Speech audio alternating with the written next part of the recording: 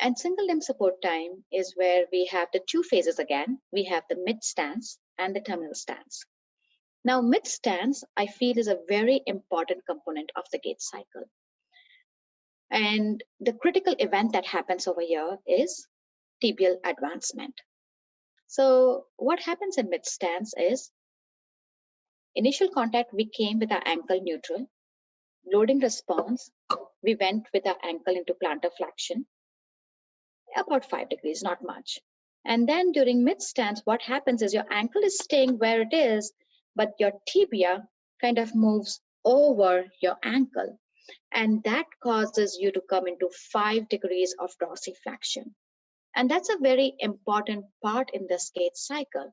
Now, who causes that dorsiflexion in ankle? It's a gastrocsoleus muscle.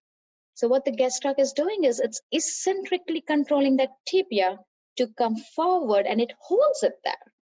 So in mid stance, you have 5 degrees of knee flexion, and that knee flexion is coming because of this gastroc muscle, which is eccentrically moving that tibia forward from underneath that femur. This is also the shock absorbing moment of this gait cycle. So a lot of times I'll have patients who may have knee hyperextension during gait cycle.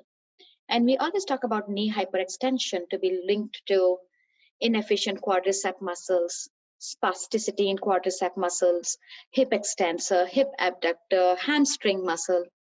But the key component that we forget is the gastroc muscle. So the gastroc muscle is really, really important in controlling that tibia. And if the gastroc muscle is weak or spastic, or we have a contracture in plantar flexion, it will not allow this tibia to come forward. So if the tibia can't come forward, what will it do?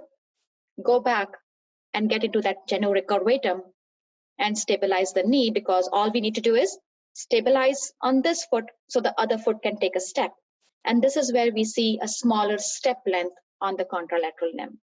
This has been a highlighted clip from ReWalk's Topics in Neurorehabilitation web series.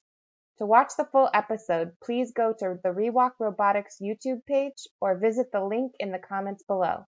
See you next time!